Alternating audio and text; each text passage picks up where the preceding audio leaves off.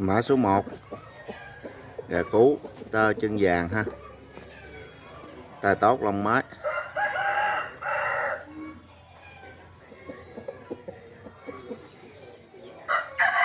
2,650 kg ha.